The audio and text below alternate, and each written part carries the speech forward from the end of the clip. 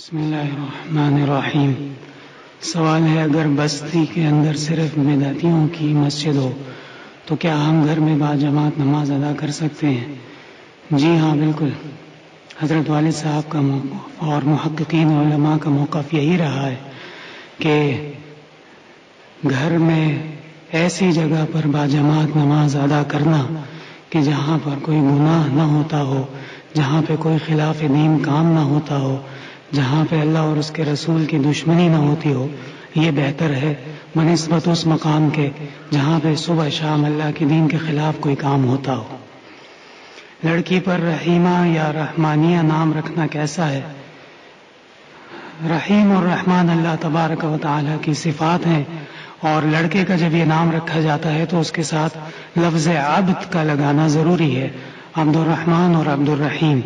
لہذا اس سے پتہ چلتا ہے کہ یہ نام صرف رحیمہ یا رحمانیہ رکھنا درست نہیں ہے، اللہ کی صفات ہے۔ وطروں کے بعد نوافل پڑھنا جائز ہے یا نہیں؟ حضرت والد صاحب کا رسالہ احسن العطر فی تحقیق الرکعتین بعد الوطر معروف رسالہ ہے، پورے عالم اسلام میں حضرت والد صاحب نے اس پر بڑی تحقیق فرمائی ہے اور ڈنکے کی چوٹ سے بیان فرمایا ہے۔ بخاری شریف میں آپ صلی اللہ علیہ وسلم نے فرمایا، اجعلوا آخر صلاتکم باللیل وطرا، رات کی آخری نماز وطر بنایا کرو۔ آپ صلی اللہ علیہ وسلم کے حکم اور آپ کی تعلیم کے خلاف جو نفل ہوگی، اس نفل کا کیا فائدہ ہوگا، خود سمجھنے کی ضرورت ہے۔ اگر تحقیق چاہیے ہو تو وہ رسالہ حاصل کر لیجیے۔ وضو میں اگر مسح کرنا بھول گیا اور بعد میں دوران نماز یاد آیا تو کیا کیا جائے؟ مسح کرنا فرض ہے، وضو کا فرض رہ گیا ہے، اور فرض کے رہ جانے سے وضو نامکمل ہے، لہذا نماز نہیں ہوگی۔ امید ہے کہ حضرت خیریت سے ہوں گے۔ اس حقیر کی درخواست ہے کہ میری والدہ کی طبیعت خراب ہے، تقریباً 6 ماہ سے۔ آپ حضور اور خصوصی طور پر دعاؤں میں یاد رکھنا، اللہ تعالیٰ میری والدہ کو صحت کاملہ عطا فرمائے، آمین۔ محمد عادل متعلم دارالعلوم دیوبند سے بھیجا انہوں نے۔ اگر کسی عورت بغیر وضو موبائل یا کمپیوٹر کی اسکرین پر قرآن مجید کی آیات کا چھونا کیسا ہے؟ نامناسب ہے، ادب کے خلاف ہے۔ اصل میں اس میں مسئلہ یہ پیدا ہوتا ہے کہ کمپیوٹر یا موبائل کی اسکرین میں جو چیز نظر آتی ہے وہ اور وہ والی چیز جس پہ انگلی لگتی ہے، ان دونوں میں قدر فرق ہے۔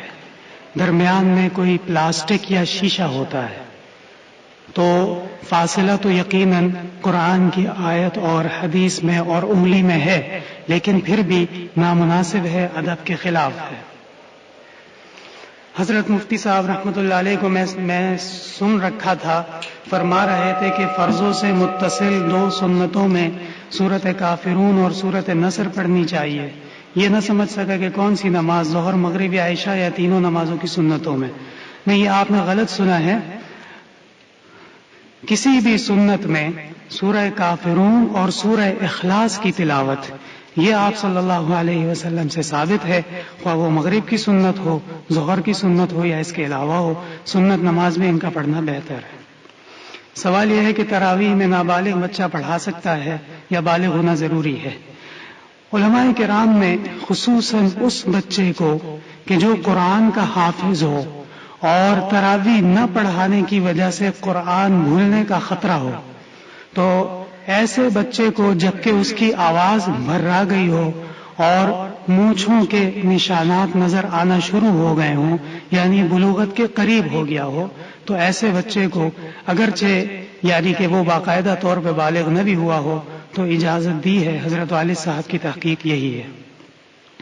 2.5 تولہ سونا ہے، اس کے علاوہ کچھ نہیں، زکوٰۃ نہیں آئے گی آپ کے اوپر۔ سوال یہ ہے کہ اونٹ کی ہڈی والی تسبیح کا استعمال درست ہے اور اس کے مختلف فوائد بیان کیے جاتے ہیں، جیسے کہ اونٹ کی ہڈی اگر کسی کے پاس ہو تو جادو وغیرہ کا اثر نہیں ہوتا، کیا یہ درست ہے؟ تسبیح کا استعمال جائز ہے، ہمارے اسلاف سے ثابت ہے، لیکن یہ اونٹ کی ہڈی والی باتیں میرے علم میں نہیں ہیں۔ شوہر کو نمازی بنانے کا کوئی وظیفہ ہے تو عنایت فرمائیں۔ شوہر کو نمازی بنانے کا وظیفہ اس کو مسلمان کرنا ہوگا، خود بخود نماز پڑھنا شروع کر دے گا۔ قضا نمازیں عصر کے بعد اور فجر کی سنتوں کے بعد پڑھ سکتے ہیں یا نہیں؟ قضا نمازیں پڑھ سکتے ہیں، نوافل سنن وغیرہ منع ہے۔ سوال یہ ہے عریشہ نام رکھنا کیسا ہے؟ ٹھیک ہے. وطر کے بعد سنت پڑھنا جائز ہے. ابھی وہ جواب ہو گیا اس کا کہ وطر کے بعد نوافل پڑھنا منع ہے. اور دوسری بات یہ ہے کہ سنت وطر کے بعد کیسے پڑھیں گے. یہ بات فقہ کی کتابوں میں خوبی موجود ہے کہ جو سنت اپنے مقام سے ہٹ جائے اور متاخر ہو جائے وہ سنت نہیں رہتی، وہ نفل بن جاتی ہے.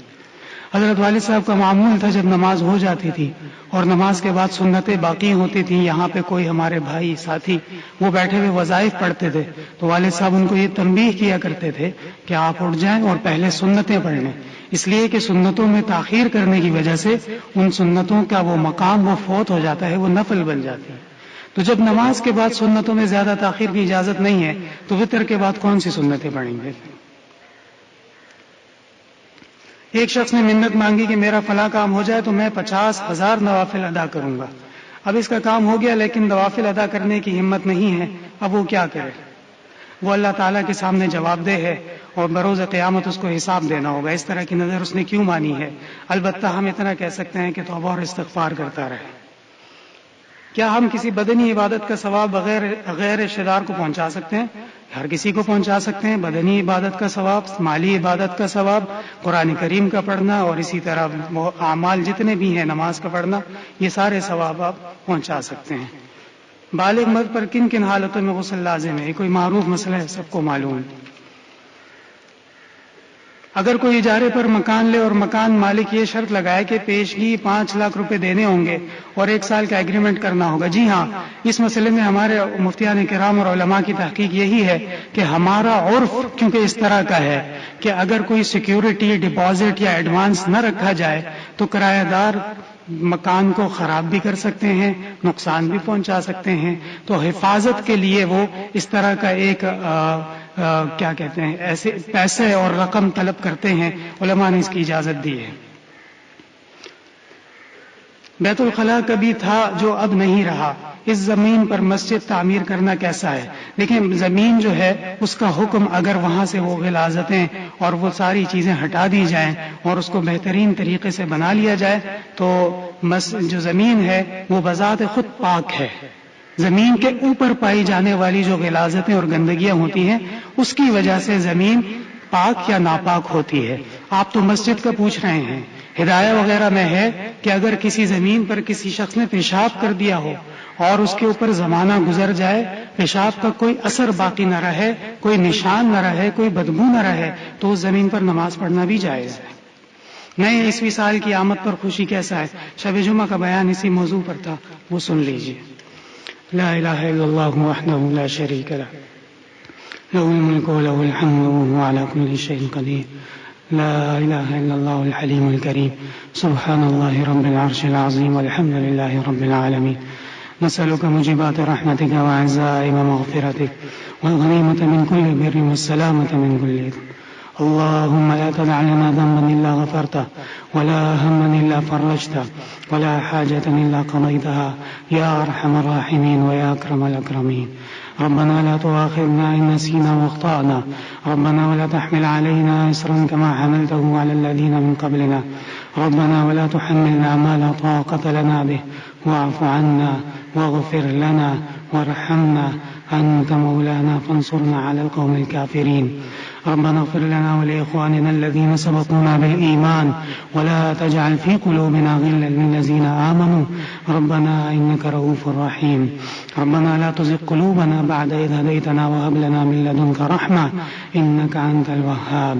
رب اجعلني مقيم الصلاة ومن ذريتي ربنا وتقبل دعاء. ربنا اغفر لي ولوالدي وللمؤمنين يوم يقوم الحساب. وصلى الله تعالى على خير خلقه محمد وعلى آله وصحبه أجمعين برحمته.